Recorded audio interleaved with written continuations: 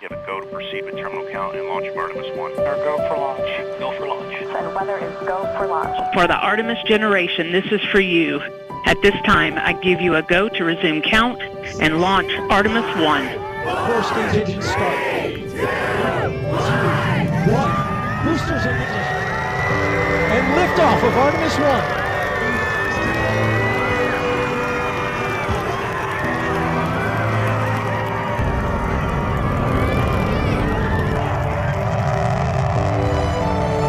On November 16, 2022, NASA's Artemis 1 mission began a new era of spaceflight, testing systems that will take humans back to the moon and beyond.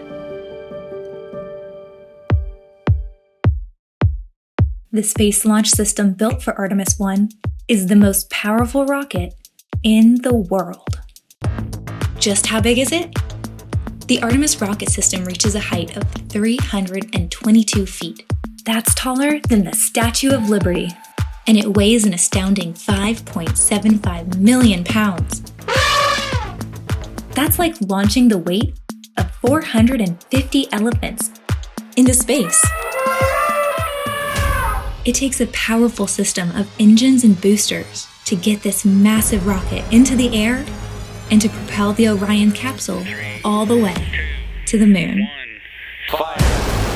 2 solid rocket boosters burn about 6 tons of solid propellant each second to help lift the rocket off the launch pad.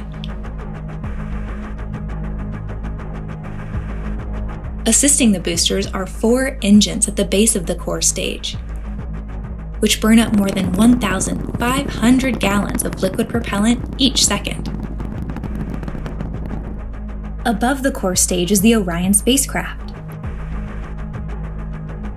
The launch abort system is a protection system for the crew during launch. The Orion crew module is where astronauts will go in future missions. Artemis 1 is an uncrewed test, meaning no humans are on board this time.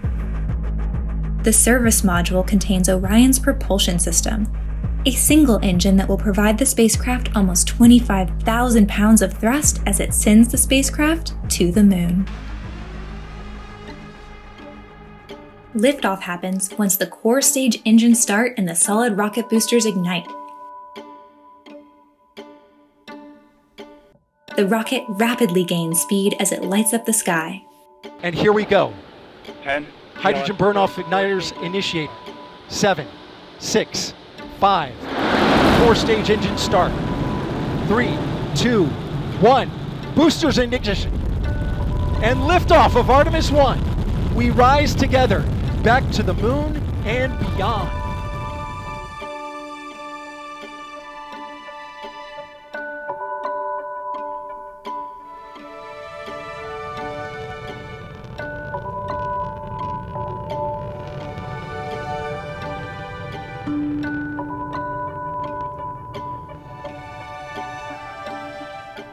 About 2 minutes into the flight, the rocket releases the 2 solid rocket boosters.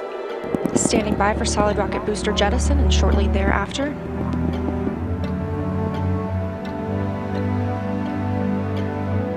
Their job is complete. Confirmation that the solid rocket boosters have separated. Shortly after, the launch abort system is released from the top of the crew module. The core stage and its engines continue to propel the spacecraft to over 17,000 miles per hour. And then they, too, separate. With a final push, the single engine of the interim cryogenic propulsion stage thrusts Orion onto the moon. The propulsion stage separates 2 hours into the flight, leaving Orion on its own for the remaining journey. It took Orion several days to get to the moon, where it remained in a distant orbit for almost a week.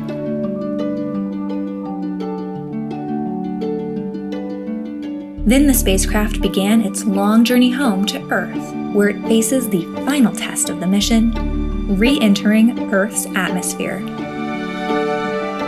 Orion returns to the planet traveling 25,000 miles per hour, enduring temperatures nearly 5,000 degrees Fahrenheit, a series of parachutes deploy to bring its speed down to close to 20 miles per hour, so it can safely splash down into the Pacific Ocean. Artemis 1 was a historic step in sending humans back to the moon and beyond, taking the Artemis generation further than ever before.